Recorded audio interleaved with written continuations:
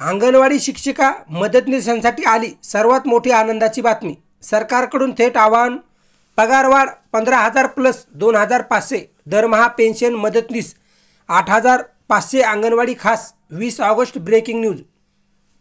तर पाहूया बातमी खालीलप्रमाणे सविस्तर। तत्पूर्वी जर का तुम्ही चॅनलवर नवीन असाल तर चॅनलला लाईक करा, सबस्क्राईब करा आणि समोर बेल लाईक क्लिक करा, नंतर तुम्हाला असेच नवनवीन व्हिडिओ पाहायला मिळतील।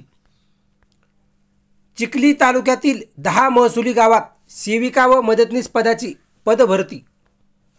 बुलढाणा एकात्मिक बालविकास सेवा योजना ग्रामीण प्रकल्प चिखली अंतर्गत 10 महसूल गावात सेविका व मदतनीस 10 असे एकूण 11 रिक्त पदा भरती होणार आहे। या पदाकरिता दिनांक 28 ऑगस्ट 2025 पर्यंत अर्ज स्वीकृत केले जाणार असून इच्छुक 12वी पास स्थानिक महिला उमेदवारांनी अर्ज सादर करावा, असे आवाहन बालविकास प्रकल्प अधिकारी राजेश वाघ यांनी केले आहे। अर्जासोबत तहसीलदार चिखली या रहिवासी दाखला जोडणे आवश्यक आहे।